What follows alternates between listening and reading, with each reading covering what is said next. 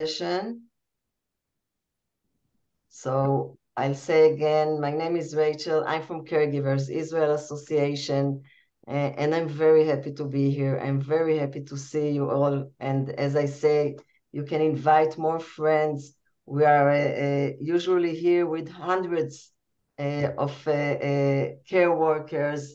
And I want to say on behalf of families, our parents, our Saba and Safta, our grandparents, that we appreciate your work. We thank you for everything you're doing. And we are here on behalf of a couple of partners from the ministries of Israel and from the Population of Immigration Authority, Dudu Ochayon, that will say a couple of words. We will meet today with Professor Yoram Ma'aravi. He will introduce himself. And of course, you can ask your questions and your comments in the chat.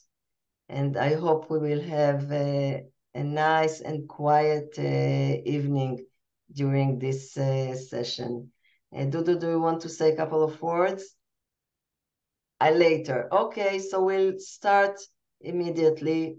Yoram, please, Professor Yoram Ma'aravi, the stage is yours. Thank you. Thank you, and hello, everyone. I'm very honored to be here and to speak with you. I would like to join Rachel with conveying my appreciation and my sympathy to all of you.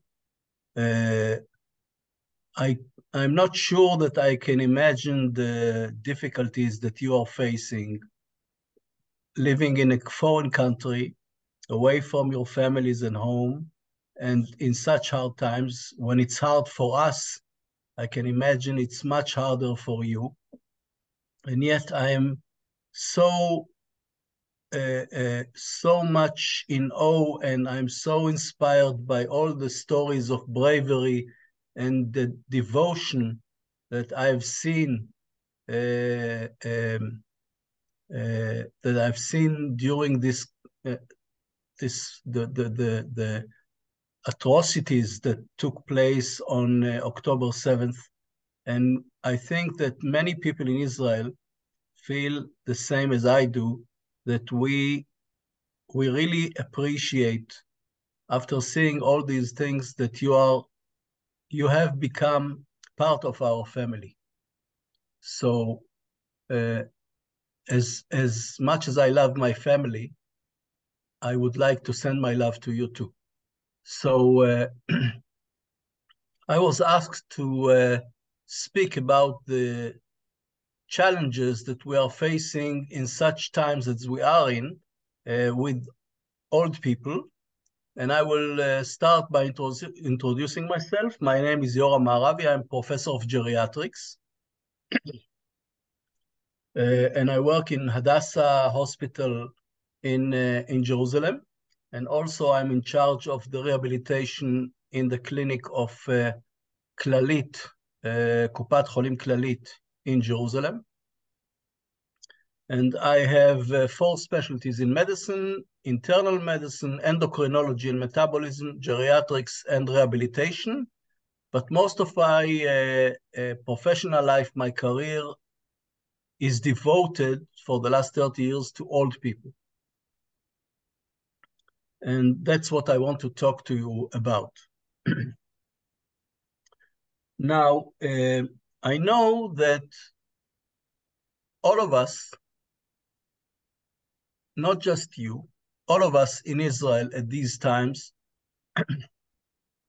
suffer from fear and anxiety. Our sense of security, our sense of the safety of our homes was damaged on October 7th. It was damaged because we have witnessed helplessness and terrible things that happened to people who were supposed to be to be relying on the security of the security forces, of the army and the police and other forces, and they were left alone and murdered and tortured and kidnapped. Among them, many of your friends. This is something that has changed the basic feeling of many people in Israel, and I'm sure that you are no different. This means that we are having a harder time taking care of other people when we are facing such insecurity ourselves. So before starting to talk about the challenges that you are facing, I think that it is important to mention that we always should take care of ourselves.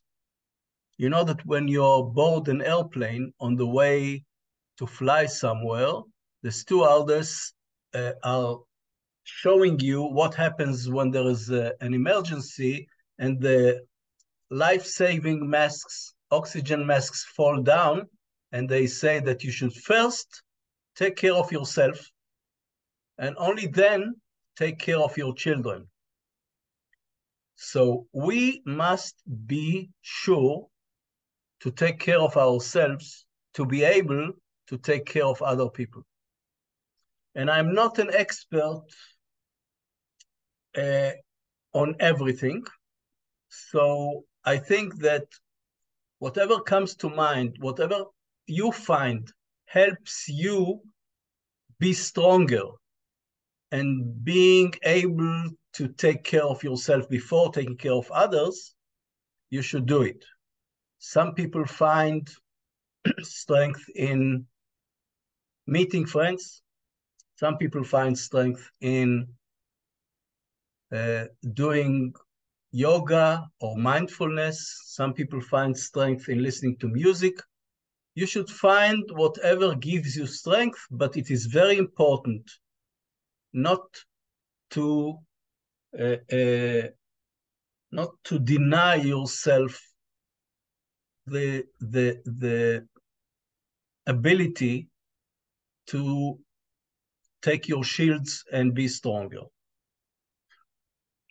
Now, I have to say that I'm talking a lot these days to many forums and many gatherings of old people, of professionals, and I'm finding myself comparing very often the situation today and the risks and challenges of taking care of old people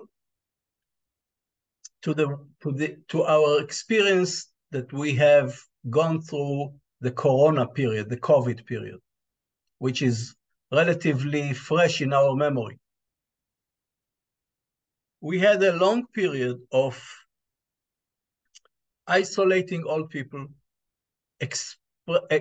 exposing them to anxiety and fear, and witnessing the consequences of such actions on the long run, which are the major risks we are facing today. These risks are the risk of mental deterioration, cognitive deterioration, the worsening of dementia, the agitation and the paranoia, for one thing. The physical deterioration of old people, which happens quite fast when you do not keep them in mobility as before, and depression and loneliness also coming together. So I think these are the main risks that we are facing today. And I would not be surprised that some of you, maybe even many of you, have already witnessed some of these things happening to the people you take care of during the last weeks. Luckily, we do know, and we have learned for many years before the corona, we have learned how to deal with such risks. We have learned what are the mechanisms, what are the causes, and how we can try and prevent them. And when they do come, how to ameliorate them, how to make them less harmful. And this is something that I think you should all know. The risks are there, but we do know how to address them. And I know that when you are living with someone with dementia who has undergone a significant change in behavior over the last few weeks, it is very, very challenging, and it can be a big obstacle to the quality of life of both you and the one you take care of. But there are solutions to most of the problems, so it's very important to talk about it. Now I have to explain a few principles about the old population, old people, because it's important to mention it to you, because you come from many different places, taking care of different people, different ages, different conditions. We should know, all of us, that one of the hallmarks of aging is the diversity. We all age differently. So when I'm talking here about the challenges, and when I'm talking here about the ways to deal with such challenges, I have to mention, and you should bear in mind, that it can be very, very different from person to person. So everything that I'm going to say is a generalization that, in fact, doesn't always happen. So it's important to know that you should take whatever we know and translate it specifically to the one you take care of. I think the biggest problem, and I'm going to try and answer your questions at the end of this talk, because I think your questions are more important than what I'm saying, because I am not sure that I know all the problems that you are facing. I'm imagining them from my experience and my professional knowledge. So I will let you ask the questions, but I'm sure that one of the biggest challenges at the moment is the cognitive problem. I would say more precisely the cognitive and behavioral problem, because it's more behavioral. Many old people suffer from cognitive decline. Cognitive decline doesn't necessarily mean dementia. Cognitive decline is a large spectrum of problems. And we know that part of the normal aging process, part of the people who age gracefully, is yet memory loss. We all lose our memory, and we lose our memory starting from a young age. You take 30-year-olds and compare them to 40-year-olds, you see the decline in memory. So this is something that happens to all of us. But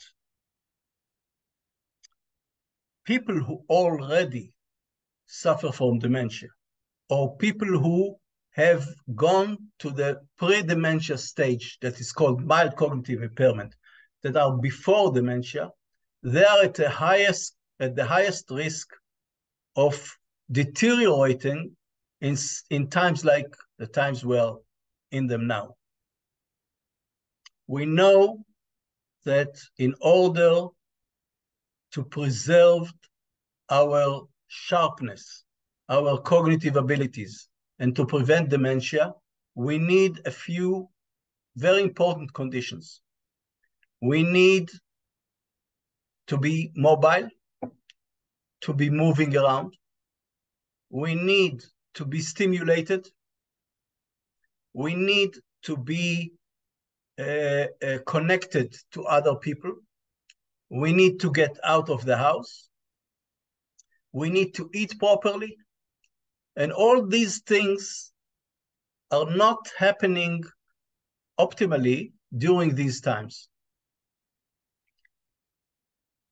Because of, in some areas, because of the fear of not being able to get to the mamad or to the safe place or to the shelter, we are not going out and we are not going far enough. And we are not active in the house as we would be outside. So we are less and less active, and we are less and less stimulated, and we meet less and less people. And all these are conditions that raise the risk for deterioration.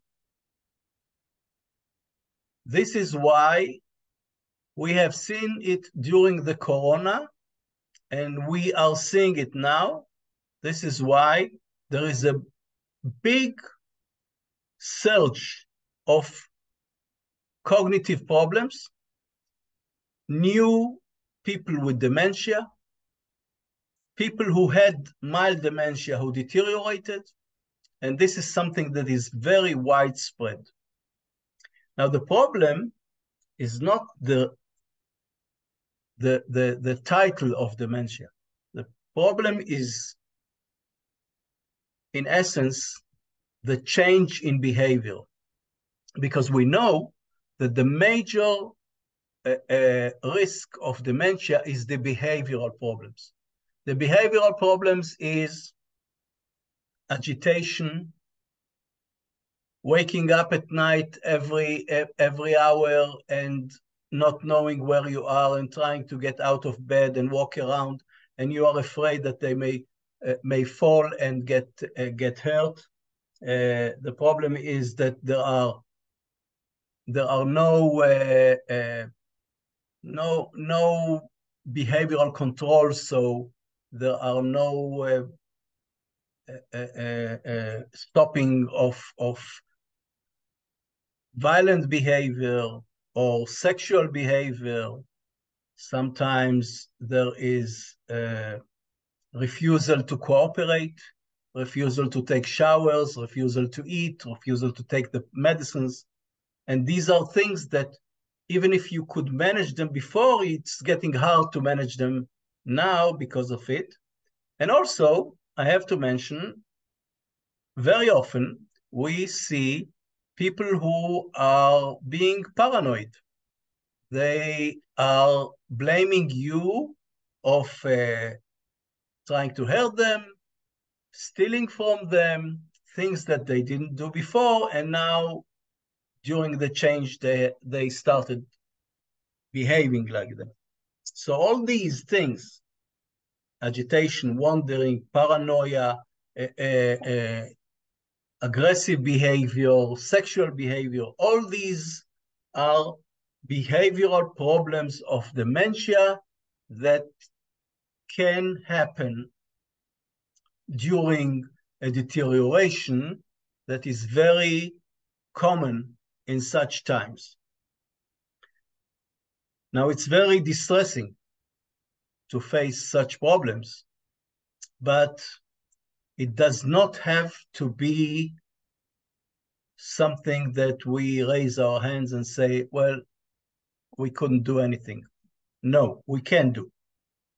And it's very important to know what are the things that you can do to manage these problems if you face them.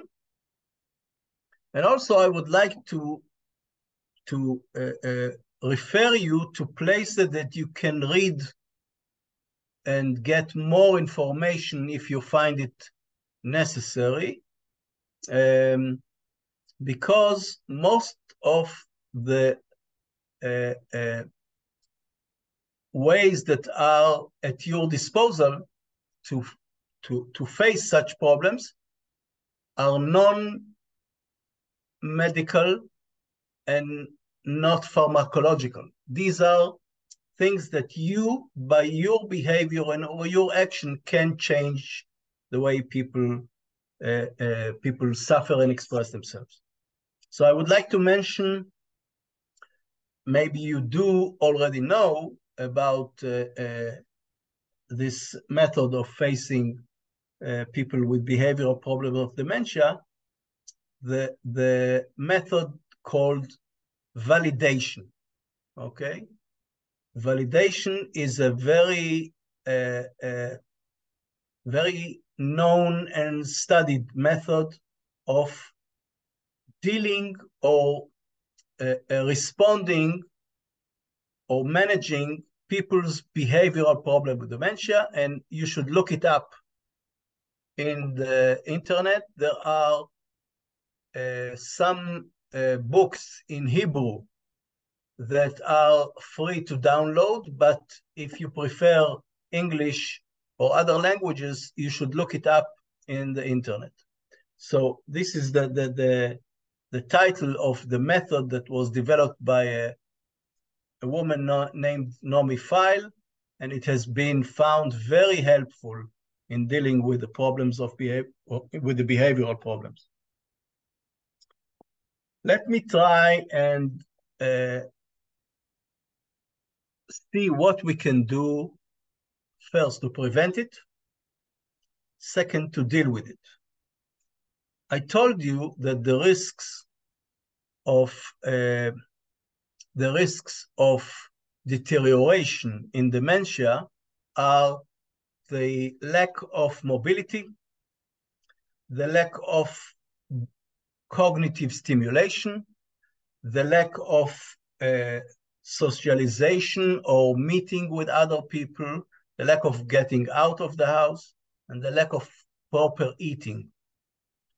Each one of these risk factors is not hard to deal with. So I think it is very important for everyone to try and schedule every day some of these activities, even if you even if the one you are caring for doesn't have these problems, they are still at risk. And it's always best to try and prevent than to respond. So I would urge you to try and schedule every day activities of mobility, some physical activity. It doesn't have to be very intense. You can do even very mild activity. Some people who cannot walk, for instance, can be active by exercises with the hands. We have physical activity for people with Parkinson who are chair-bound. So being active doesn't mean running or swimming. It can also be some exercises you do at home, but some physical activity, even limited, is very important to keep our mind sharp and prevent deterioration. Another thing is the cognitive stimulation. It is not very hard to stimulate our mind. The easiest way and one of the most effective ways is listening to music. There is almost no human being on earth who is not connected to any form of music. And you have to find the music of the one you take care of, the music that means something to him, the music that he likes.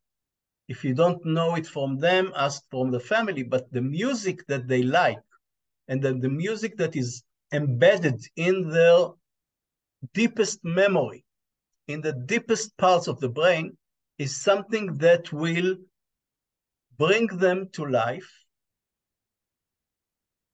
improve their brain function, and also bring them to calm, to be quieter, to be less agitated and less disoriented.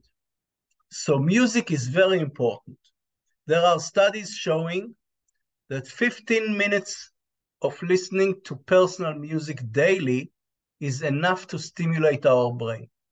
So if you find it hard to expose the one you take care of to music, 15 minutes is supposed to be enough. More, I think, is better.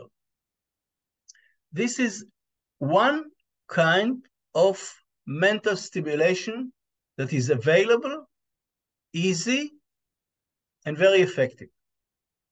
There are other ways of mental stimulation, and it depends, as I said, there are very different old people, and it doesn't apply to everyone, but some games. You can play board games, you can play Scrabbles or crosswords or Sudoku or Remicube or whatever games you want. There are some games in the applications nowadays that you can also use, but these are also other forms of mental stimulation. And we also know that if an old person is able to read and to write, it's very important for them either to read stories or books or poetry, and not even more important for them to write down a diary or to write letters to people they know. It's very, very stimulating and protecting for the brain. So I talked about mobility, physical activity. I talked about mental stimulation. Eating properly and regularly is very important. And it's very important to try and keep a schedule, of course. And the schedule with breakfast, lunch, dinner, whenever it's possible. I know that sometimes it's very hard. And try to emphasize healthy eating, healthy food. We have Mediterranean diet. It's very important, not only for the brain, but also for our function. The Mediterranean diet is rich with vegetables and legumes and fruits and olive oil. And it's also important to eat, to drink some wine, red wine. You should know it's very healthy. Dark chocolate, 70% and more, and coffee. No limit to how much coffee you can drink a day. It's very healthy. So you should know that as far as the nutrition is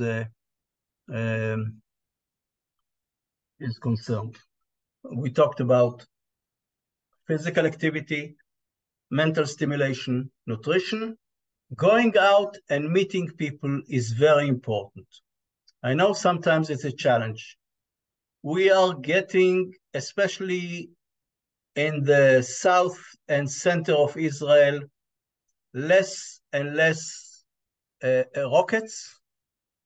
So it seems that it's getting more and more possible to get out of the house and meeting people and seeing people. It's very important for mental stimulation.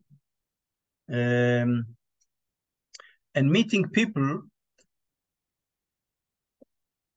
I cannot underestimate the importance of social connections. Loneliness is one of the biggest challenges these days, and it's been one of the biggest problems in the corona. And we have tried to find solutions. Now, there's a lot of research showing that meeting someone you care about is very, very important and beneficial, but the question is, how do you meet them? You remember, during the corona, we told people not to come in close contact, so people were meeting on WhatsApp or video calls or just telephone calls. Now, there's a lot of research showing that it's very important and beneficial to have phone calls and video calls and meet people. It's very important.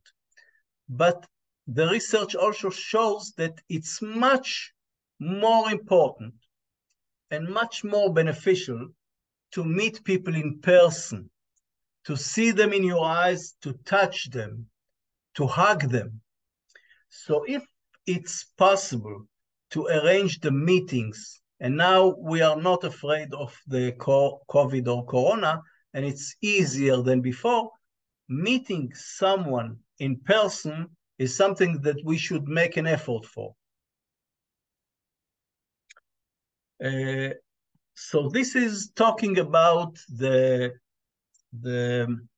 problem of mental, cognitive, behavioral problems and deterioration. I'm not getting specifically into every one of the problems of the behavioral problems, like wandering, like trying to get out of the house, like trying to get out of bed, like talking or shouting, like refusing to eat or refusing to take the medicine or refusing to take a shower. Each and one of these has their own proposed solutions, and it's beyond the scope of this conversation.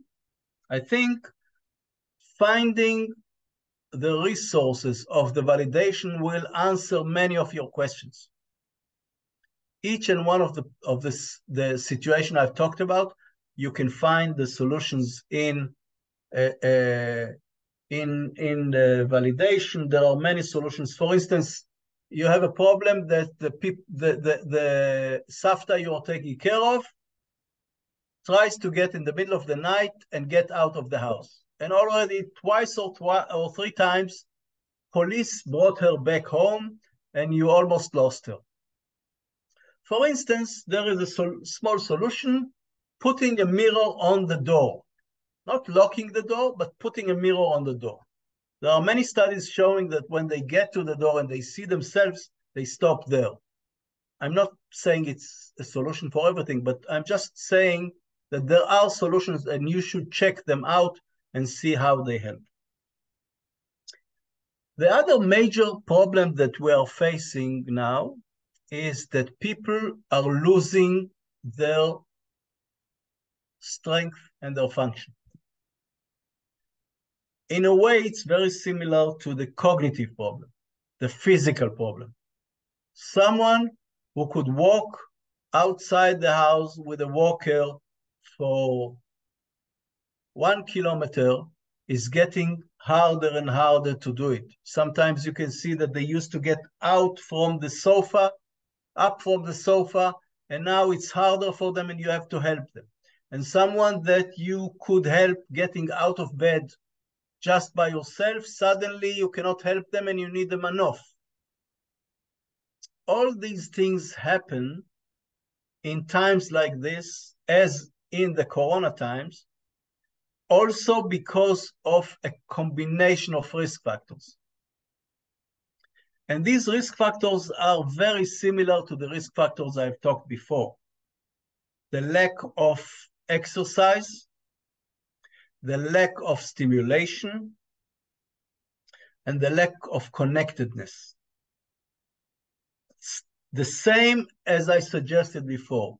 Try and prevent it, and try and find solutions or intervene when it starts as early as possible.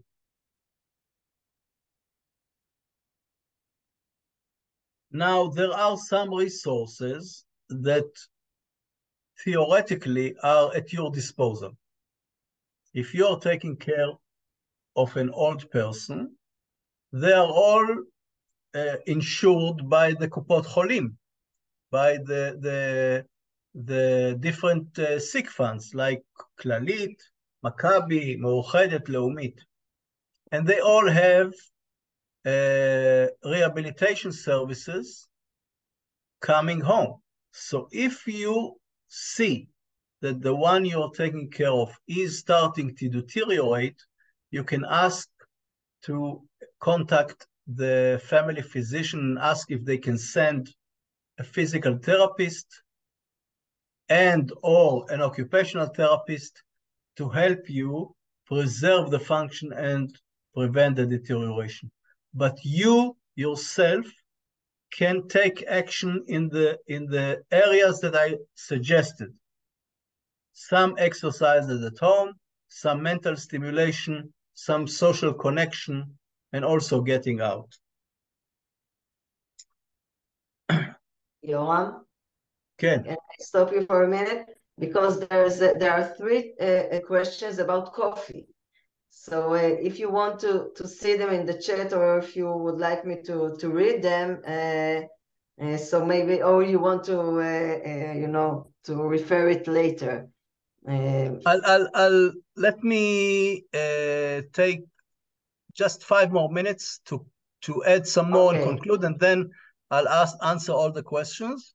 I'm not reading the chat while I'm talking, but I'll do it, or you'll help me later. So I will. Bye-bye. I talked about the cognitive and behavioral problems. I talked about physical deterioration. And the last thing I want to say is that all of us and the old people are more prone to it and are more fragile than us sometimes, are exposed to the risk of depression. In times of war, in times of disasters, in time of national or major trauma, our soul is at risk. And one of the mechanisms is to close yourself inside, which manifests as depression. And depression is not good because depression prevents you from being active, proactive to defend yourself. So it is another risk. And I've seen it and I see it now a lot. You know that sometimes it's very hard to differentiate depression from anxiety and anxiety from fear.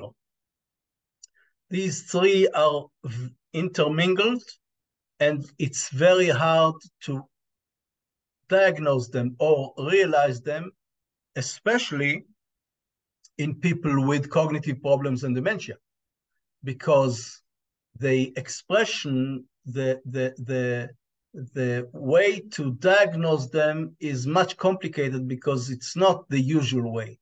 So it's very hard. But the first thing you should see is that either the person that you know and the behavior that you know them to be acting are changing in front of your eyes, and suddenly they don't want to do, they are less active, they are withdrawn, sometimes they are more confused, and they are getting anxious and fearsome from even, I don't know, hearing a motorcycle in the road. And this happens a lot, and it's very hard to reduce these anxiety and the deterioration to depression.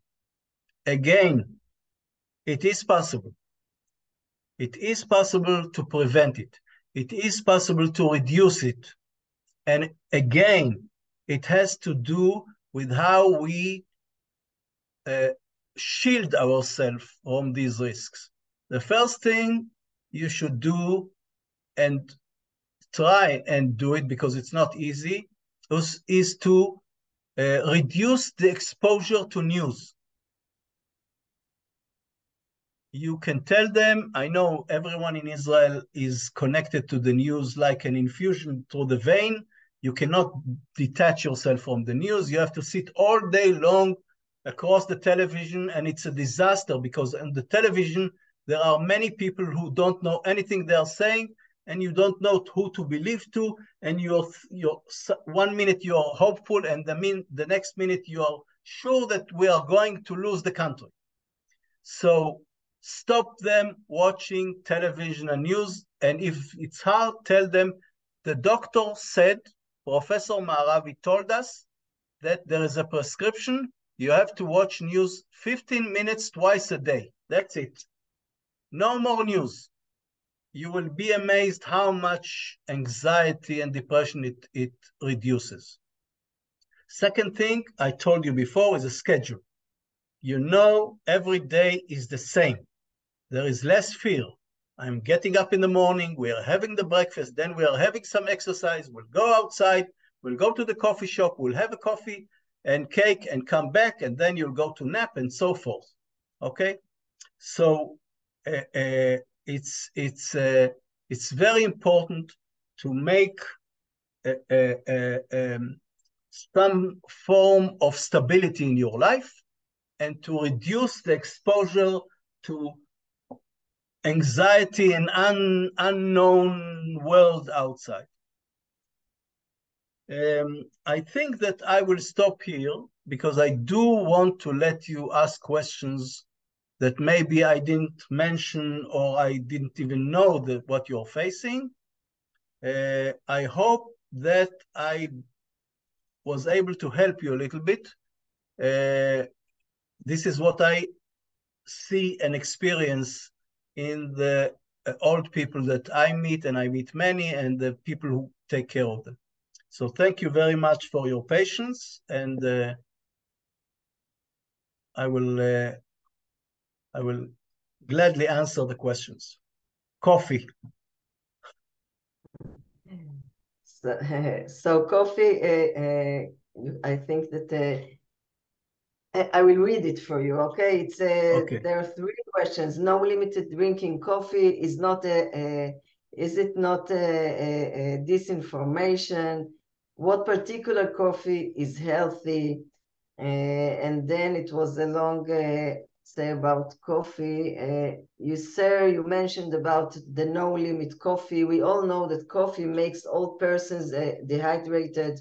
Most of all the elderly is not drinking enough water a day. My employer doesn't like drinking, so coffee is not a good to them, right?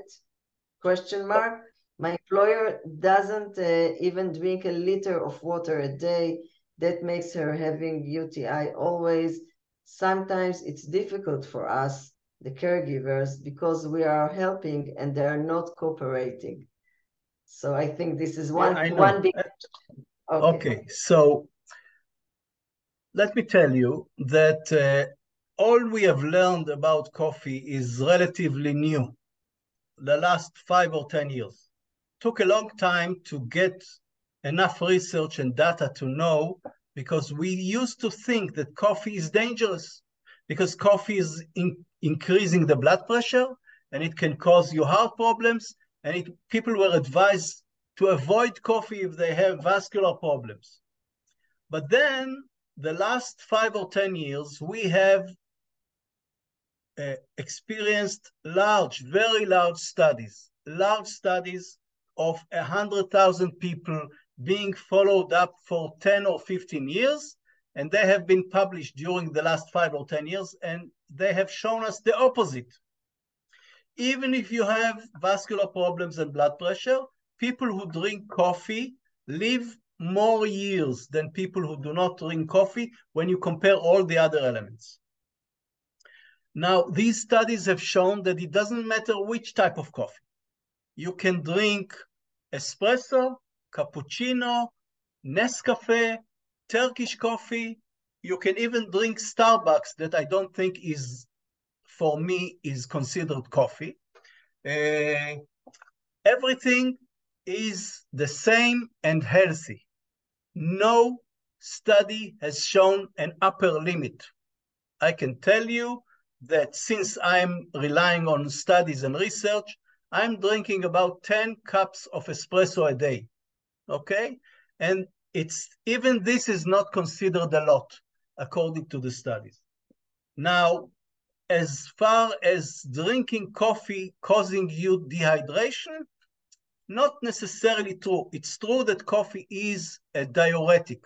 It has a diuretic effect, and it causes you to urinate some more.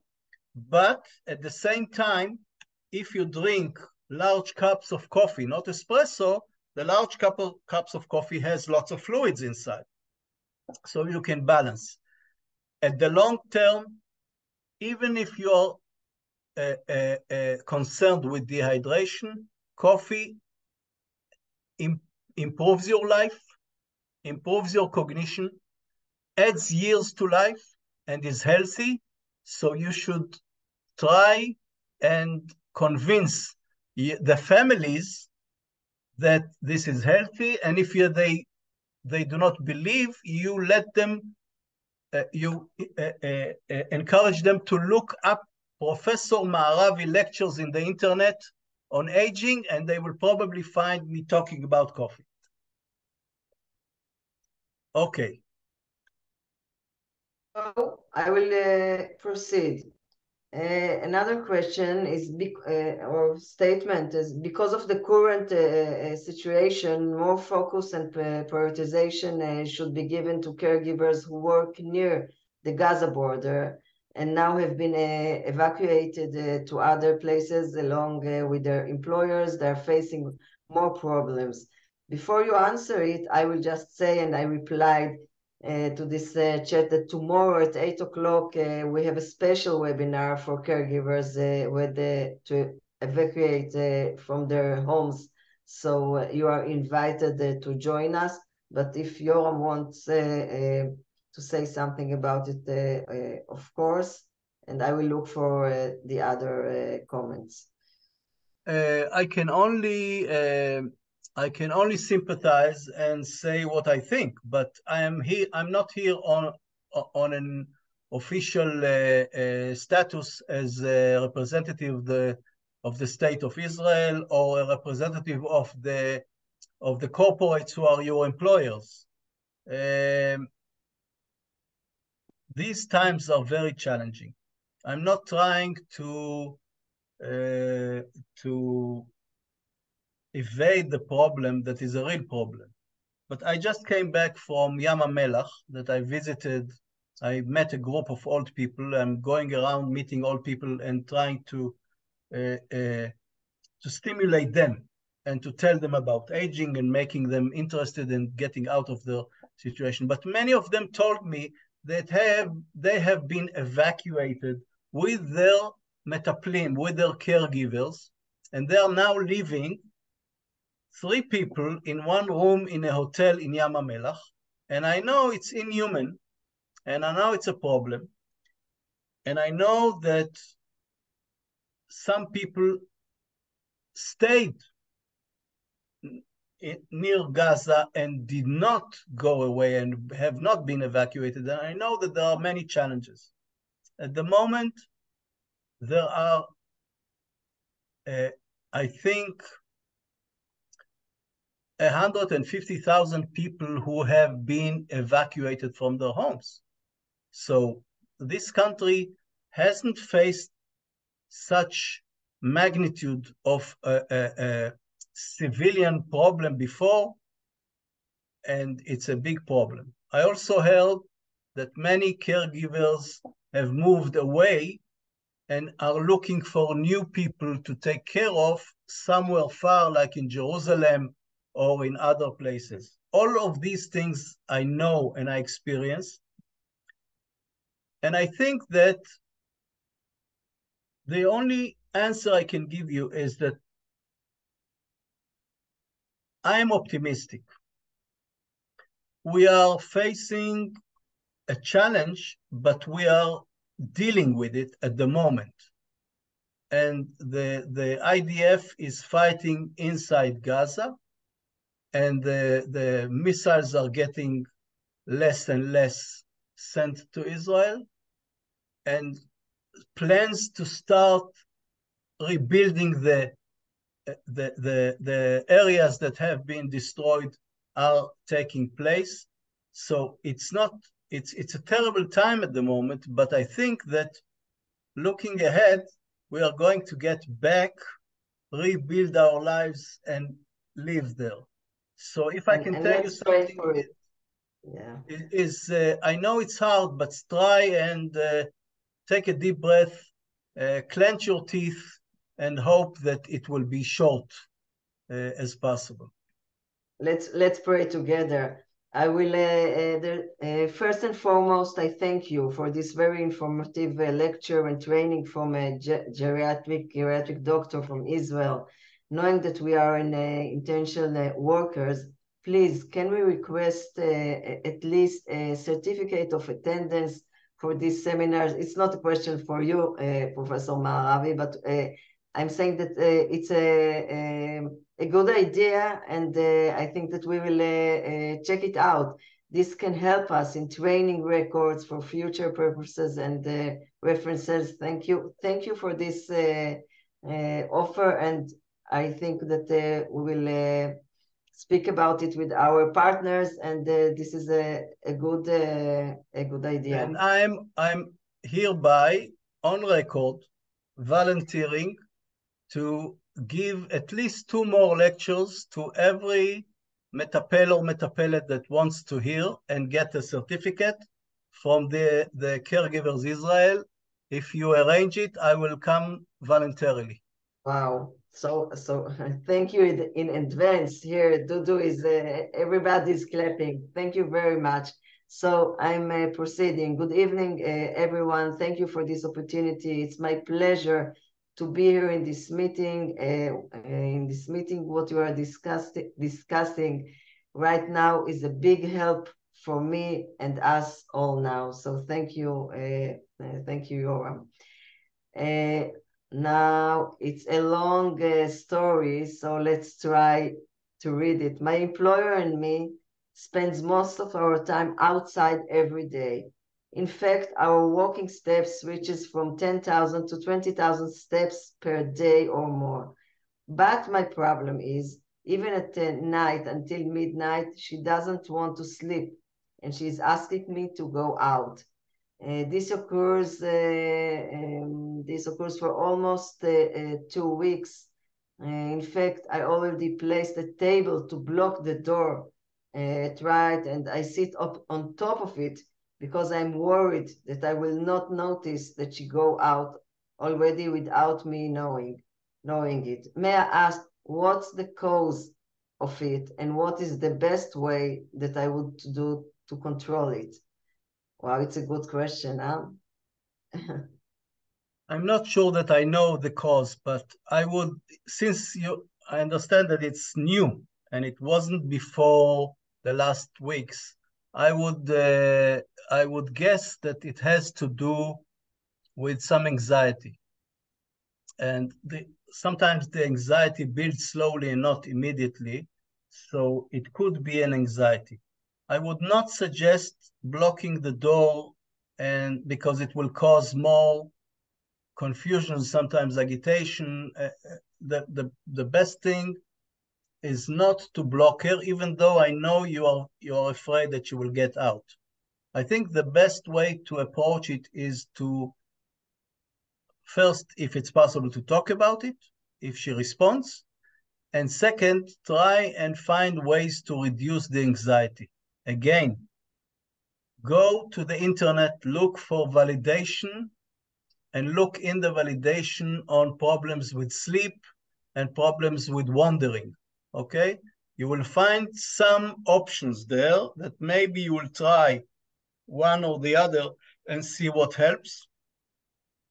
I think that something is possible to do and not block her from trying to get out. I think You can find a way to make her more relaxed when she goes to bed, and find ways to help her fall asleep. Many suggestions come to mind: relaxation music, some, I don't know if you know the snoozeland rooms, like some relaxation techniques with a color lamp and some aroma incense and everything. There are many ways. You should try and error to see what helps. Okay. Also, about proper eating or nutrition. The family doctor suggested to give Ensure, but the employer doesn't want to drink it because it's too sweet.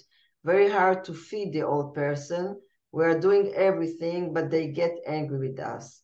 Sometimes caregivers thinking of giving up and leave the job to find another job that is more easy. But because we love our employers, wow, you are so really, we are not leaving them. Sometimes we, the caregivers, suffer from depression also, not only the employers. And here comes the sons and daughters of our employers are, there's a word that I don't understand, didn't add in to the frustrations we have. Sometimes the family didn't understand us. That's why I started by saying how much I appreciate what you do, and I know because I'm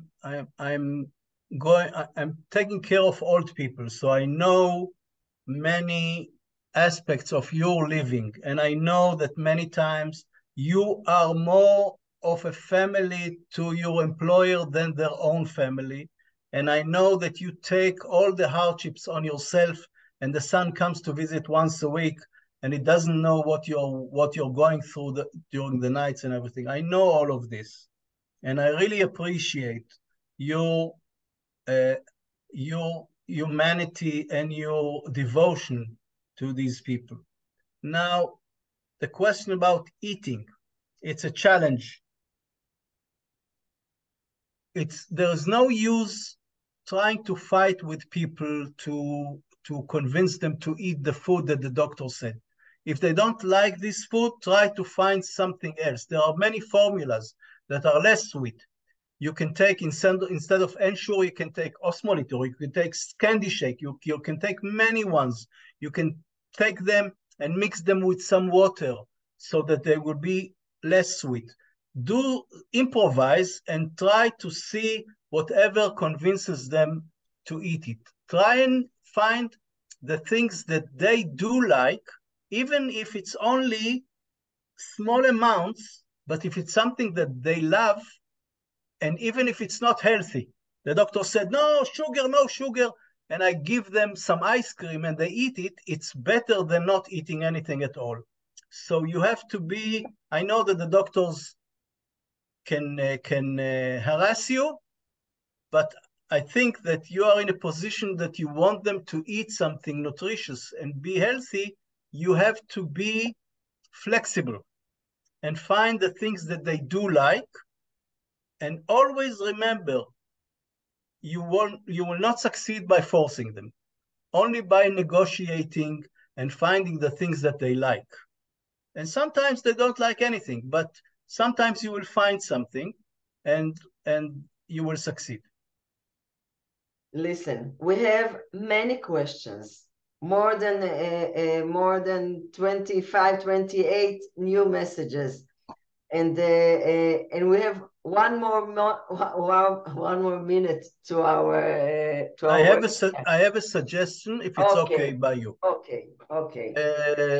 I had a lecture yesterday. Okay. I gave a lecture through the University of Israel, Campus IL, and they have this, they opened a WhatsApp group for all the people who want to get in and ask me questions.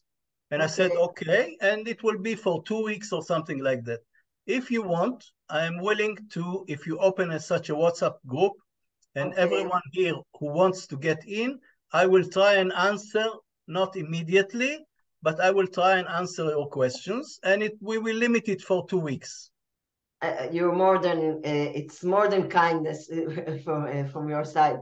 Listen, so if you heard this generous offer of Professor Maravi, so you have to write down your phone numbers, and we will open a WhatsApp group. נכון? זאת הדרך שאנחנו יכולים לעשות. And I will try every question. I will try to answer a few questions as much as I can. Okay. I'm a busy man, but I will try and answer questions because I know that you do not have, you have less support than other people. So I'm willing to help you. Oh, so thank you very much. So everybody who wants, so please write down your phone numbers, and we will open, who wishes to join this WhatsApp group, and Professor Maravi will answer your questions. So maybe one more question, last one, even though, yeah, we will try one more. One more. Can you give me, please, any other motivation for my employer to stop watching the news all day? He's 95 years old without a mental problem or disorder, but we cannot control him watching every day. Even the doctor and the children told him, but doesn't help. Do you have a magic? No, there is no magic. I have to be honest with you. I did not succeed with my own mother, and I tried. So I know it's a problem, but I think that if you find a replacement for the news, so not only closing the news, but finding something else. For my mother, I succeeded with finding this travel channel on television that you watch various countries in the world, beautiful scenery and everything. And so she stopped complaining about not being connected to the news. And the minute I go away, she returns back. So you should look for replacements. And I said that the only excuse I can give anyone is this is the doctor orders. It's like a medicine. But other than that, look for replacements. Exactly. Another thing that in the chat you have a great link of short videos about the validation method. So please look for it in the chat. We wrote it down there for you. So if we are going to finish this webinar, I really thank you, Professor Maravi. Really thank all our partners for these webinars, and please look for the other webinars in our Facebook in Caregivers Israel, and in our website, and in all the places. So thank you very much. Good evening, and we will be in touch. Thank you very much, and keep up the good work. Bye-bye, and we will have good times. Bye.